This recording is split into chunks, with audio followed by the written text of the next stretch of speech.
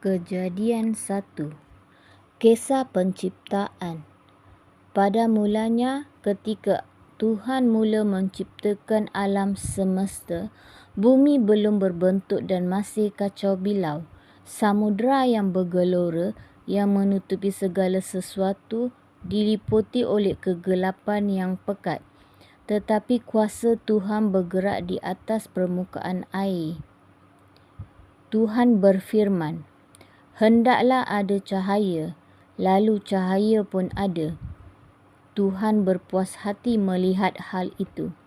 Kemudian dia mengasingkan cahaya daripada kegelapan.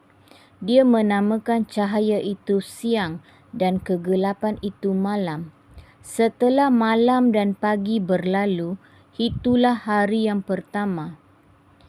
Kemudian Tuhan berfirman, "Hendaklah ada kubah untuk membahagikan air menjadi dua bahagian dan membendungnya dalam dua tempat yang terpisah." Lalu hal itu berlaku. Demikianlah Tuhan menjadikan kubah yang memisahkan air yang ada di bawah kubah itu daripada air yang ada di atasnya.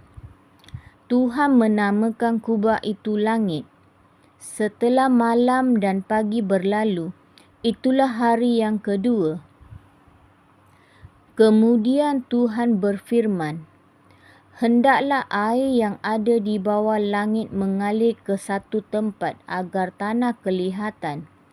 Lalu hal itu berlaku. Tuhan menamakan tanah itu darat dan kumpulan air itu laut.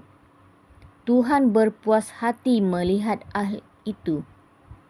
Tuhan berfirman lagi, "Hendaklah tanah mengeluarkan segala jenis tumbuh-tumbuhan, iaitu jenis yang menghasilkan biji-bijian dan jenis yang menghasilkan buah." Lalu hal itu berlaku. Demikianlah tanah mengeluarkan segala jenis tumbuh-tumbuhan. Tuhan berpuas hati melihat hal itu. Setelah malam dan pagi berlalu, itulah hari yang ketiga. Kemudian Tuhan berfirman, "Hendaklah ada benda-benda terang di langit untuk memisahkan siang daripada malam dan untuk menunjukkan permulaan hari, tahun serta perayaan agama. Benda-benda terang itu akan bersinar di langit untuk menerangi bumi." Lalu hal itu berlaku. Demikianlah Tuhan menjadikan dua benda terang yang besar, iaitu matahari untuk menguasai siang dan bulan untuk menguasai malam. Selain itu, dia juga menjadikan bintang-bintang. Tuhan menempatkan benda-benda terang itu di langit untuk menerangi bumi, untuk menguasai siang serta malam, dan untuk mengasingkan cahaya daripada kegelapan.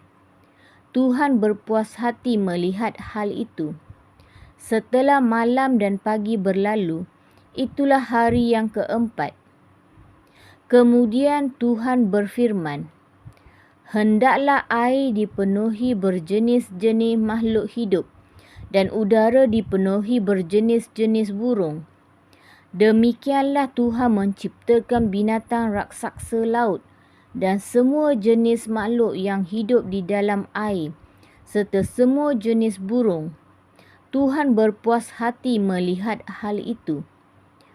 Tuhan memberkati semuanya dan memberikan perintah kepada makhluk yang hidup di dalam air supaya membiak serta memenuhi laut, dan juga kepada semua jenis burung supaya bertambah banyak.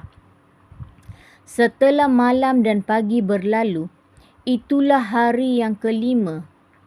Kemudian Tuhan berfirman, "Hendaklah bumi mengeluarkan semua jenis binatang, binatang jinak dan binatang liar yang besar maupun yang kecil."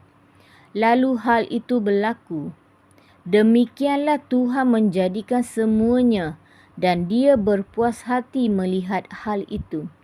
Kemudian Tuhan berfirman, Sekarang kita akan mencipta manusia yang akan menjadi seperti kita dan menyerupai kita.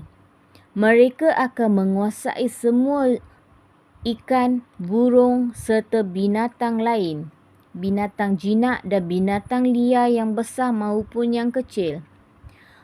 Demikianlah Tuhan menciptakan manusia dan menjadikan mereka seperti dirinya sendiri.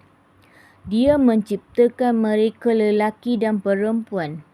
Kemudian dia memberkati mereka dan berfirman, "Hendaklah kamu mempunyai anak cucu yang banyak, supaya keturunan kamu menduduki seluruh muka bumi dan menguasainya.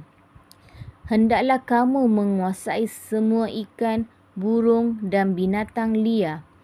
Aku memberi kamu segala jenis tumbuh-tumbuhan yang menghasilkan biji-bijian dan buah-buahan sebagai makanan kamu.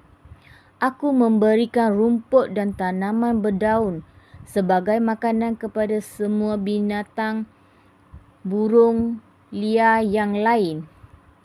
Lalu hal itu berlaku. Tuhan memandang semua yang sudah dijadikannya dan dia sangat berpuas hati. Setelah malam dan pagi berlalu, itulah hari yang ke-6.